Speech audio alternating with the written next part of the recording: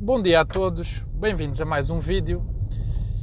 Hoje para vos falar acerca de um assunto que já não é novo, mas é desconhecido ou quase totalmente desconhecido, pelo menos da imprensa nacional. Eu penso que em Portugal a única pessoa que falou sobre isto ou escreveu sobre isto foi o João Pereira Coutinho, num artigo por sinal excelente que eu tenho a intenção de ler e partilhar convosco também aqui neste canal. Refiro-me ao escândalo de Rotterdam. Este escândalo é um dos fatores políticos mais importantes, mais incomodativos, mais venenosos e mais repugnantes da política inglesa do século XXI, digamos assim, dos últimos 20 a 30 anos. E é o motivo que explica este recente desaguisado, ou esta discussão, esta troca de calhadetes entre o Elon Musk, que é uma pessoa extremamente bem informada, por um lado, e o governo britânico do Keir Starmer, por outro. Embora o escândalo não seja novo, ele ressurgiu porque o Keir Starmer, segundo percebi, era o procurador, ou tinha responsabilidades jurídicas de acusação durante o período, ou parte do período em que esse escândalo ocorreu. Que escândalo é este?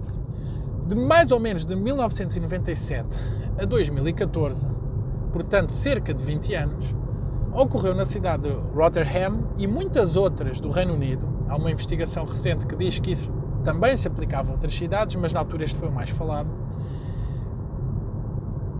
O caso de gangues de imigrantes paquistaneses violarem raparigas, muitas delas menores de idade, brancas, britânicas. Há aqui uma componente racial explícita, eles disseram, alguns foram presos, outros foram condenados, muitos outros nem sequer foram a julgamento. Este escândalo foi sendo sucessivamente abafado pelas entidades responsáveis o máximo que eles puderam fazê-lo, daí o papel de Keir Starmer, que ainda não está bem esclarecido nesta questão, mas eles diziam, os violadores, que violavam raparigas brancas de classes baixas, classes operárias, porque eram easy meat, carne fácil.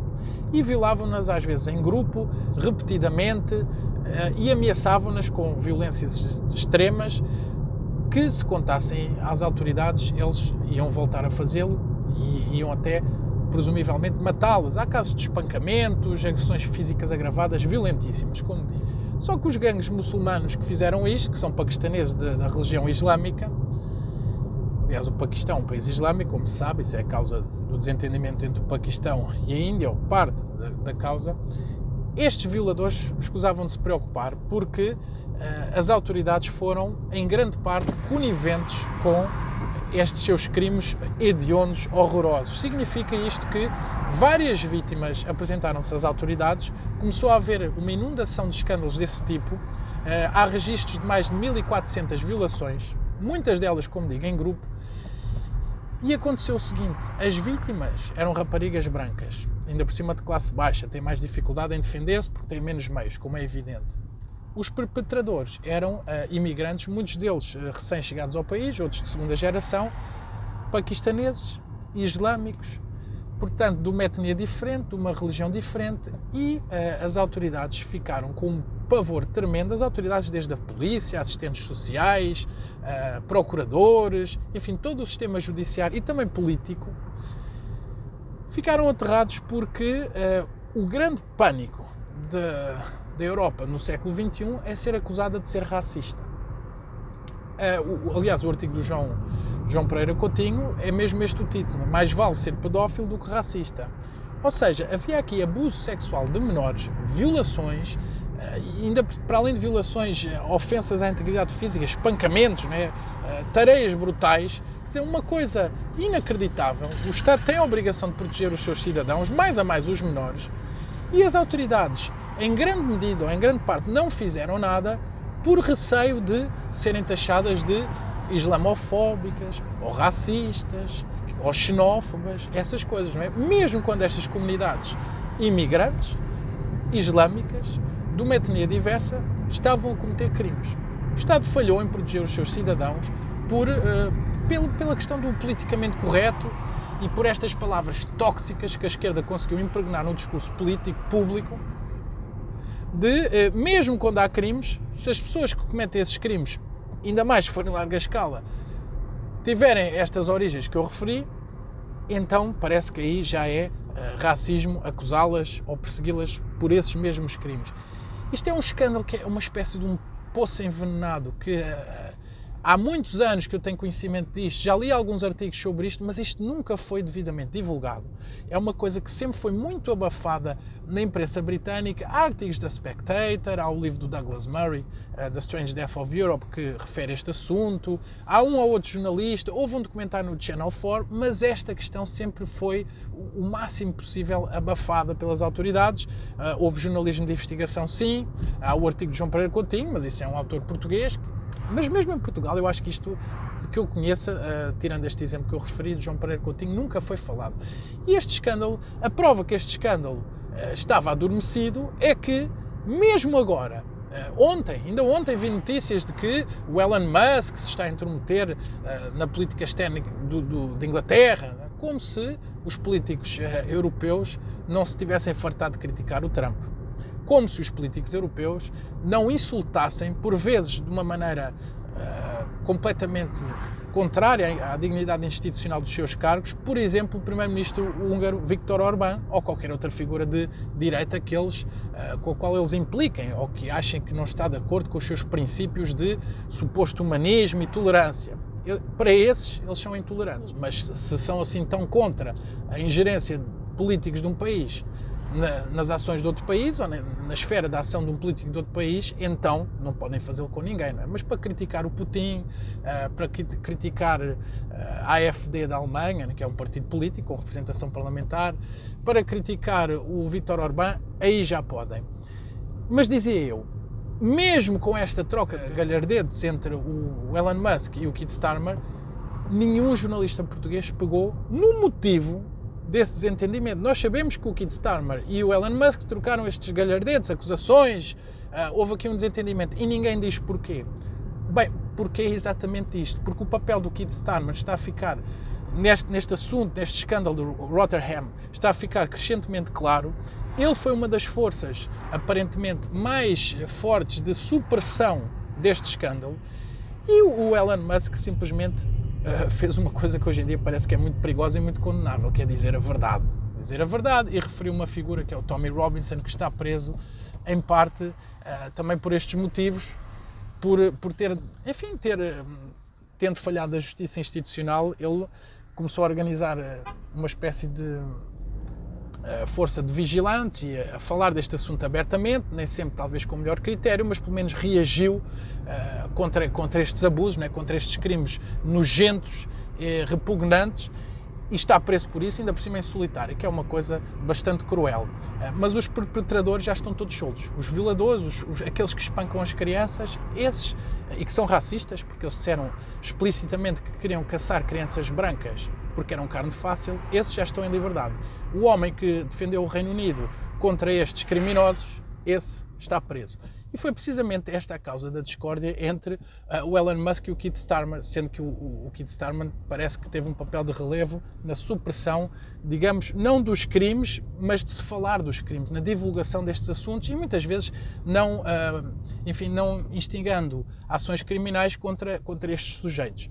Portanto, mesmo nestas circunstâncias, a imprensa não toca neste assunto porque é um assunto que é muito incomodativo para a narrativa multicultural esquerdista de que a imigração é sempre positiva, que nós precisamos ter enriquecimento cultural forçosamente e que as nossas sociedades não têm nenhuma desvantagem, não sofrem nenhuma desvantagem com, o acréscimo completamente absurdo de população estrangeira, muita da qual, e isto tem que ser dito, tem pensamentos, ideologias, religiões que têm comportamentos que são contrários ao nosso modo de vida. Basta ver as ideias que o Islão tem acerca desta questão da pedofilia. O profeta Maomé casou-se com uma criança de 13 anos.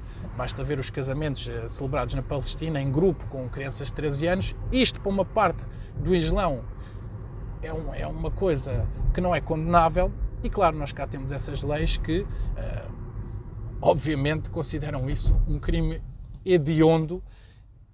Mas pelos vistos não é? Pelos vistos aqui a lei não se aplica a segmentos da população, precisamente porque tem essas tradições diversas e tem uma especificidade cultural própria e, como escreveu e bem o João Pereira Coutinho, mais vale ser pedófilo do que racista, pelo menos para as autoridades inglesas. Este escândalo de Rotherham, como digo, é um tema ao qual eu voltarei com mais detalhe, mas julgo que este vídeo era necessário para se perceber o que é que está aqui efetivamente em causa e a gravidade deste assunto. Porque isto, de facto, o que isto significa é uma luta entre o direito dos países, a sua lei, o seu modo de vida, os princípios mais fundamentais de proteção das crianças, dos cidadãos, das pessoas mais desfavorecidas e a loucura da integração multicultural, que acha que há um segmento da população que é perpetuamente uma vítima, mesmo quando na verdade são os agressores, e que podem fazer tudo aquilo que entendem. Este caso faz lembrar muito uma peça do Henrik Ibsen, intitulada Um Inimigo do Povo, na qual um médico dirige-se a uma aldeia e vê que a água do poço da aldeia está envenenada e as pessoas estão a morrer com esse veneno. Simplesmente aquela água mineral é o grande fonte de recursos da aldeia, seja para spas ou para curas terapêuticas pela água, ou mesmo para vender, e ninguém na aldeia quer admitir que a água está envenenada, porque aquilo vai contra os seus interesses e as pessoas, em vez de resolverem o problema, decidem aqui matar o mensageiro, acabam por matar o médico, que tinha toda a razão, o poço estava envenenado e, metaforicamente, o poço cultural do Ocidente também está envenenado com a pestilência do multiculturalismo, do politicamente correto e destas questões de choque cultural. Já o Samuel Huntington escreveu sobre isso em 1992, o choque de civilizações que simplesmente não se quer ver que existe. E prefere-se entregar, digamos assim, aos lobos uma camada da população que ainda por cima é mais frágil, é aquela que necessita de mais apoio do Estado, e proteger os lobos que andam, predatoriamente a fazer estes atos indescritíveis. Vou terminar com uma coisa que ainda não fiz, mas tenho-me dito que devo fazê-lo, e por que não? Já está na Bíblia, quem pede sempre alcança. Eu peço-vos que subscrevam o meu canal, se gostam dos vídeos, ponham um like e, se quiserem, escrevam sugestões nos comentários, a vossa opinião, ou que tipo de temas gostariam de ver aqui tratados. Os meus temas são políticos, mas também culturais, música clássica, por exemplo, literatura, filosofia. Mas estes temas da atualidade política, eu penso que nós não devemos viver num mundo só das ideias e dos princípios, devemos descer à terra e falar das questões que importam no momento presente, dos grandes temas que, importam a toda a gente, mesmo que as pessoas ainda não saibam que assim é. Neste caso, eu penso que provavelmente ninguém que me está a ouvir teria conhecimento acerca desta situação. Mais uma vez, se gostaram do vídeo, subscrevam, ponham o vosso like e estou aberto a sugestões nos comentários. Até à próxima.